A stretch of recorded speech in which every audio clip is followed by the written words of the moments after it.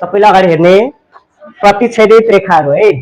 अनि अर्को लम्ब रेखाहरू, समानान्तर रेखाहरू। मैले यो प्रतिच्छेदित रेखाहरू, लम्ब रेखाहरू र समानान्तर रेखाहरूको बारेमा हिजै भनिसके। आज फेरि यसको रिभिजन है।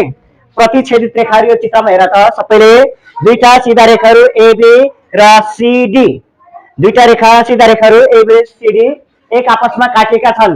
कुन बिन्दुमा काटेको छ? ईमा, ईमा काटेको छ है। अनि यस्तो यो रेखाहरूलाई एबी रेखा र सिडी रेखालाई हामीले प्रतिच्छेदित रेखाहरू भन्छौं।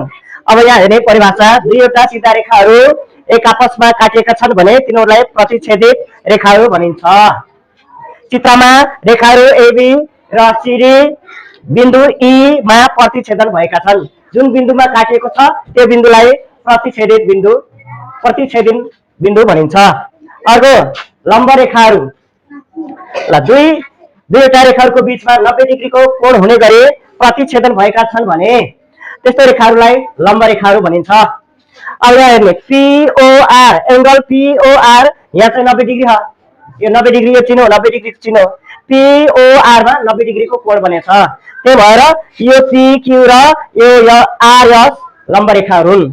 अब चित्रमा एंगल पीओआर बराबर 90 डिग्री हो, तसर्थ आरएस लम्ब पीक्यू हुन्छ। यो लम्बको चिन्ह हो।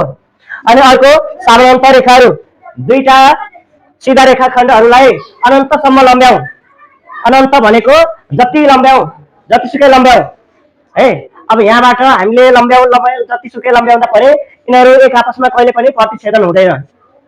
कहिले पनि प्रतिच्छेदन हुँदैन भने त्यस्ता रेखाहरूलाई हामीले समानान्तर रेखाहरू भन्छौँ। सँगैको चित्रमा, यो चित्रमा डब्लु एक्स र वाइ जेड के हो त? समानान्तर रेखाहरू हुन्। यसलाई डब्लु एक्स समानान्तर वाइ जेड लेखिन्छ। यो चिन्ह समानान्तरको चिन्ह हो। हुन्छ।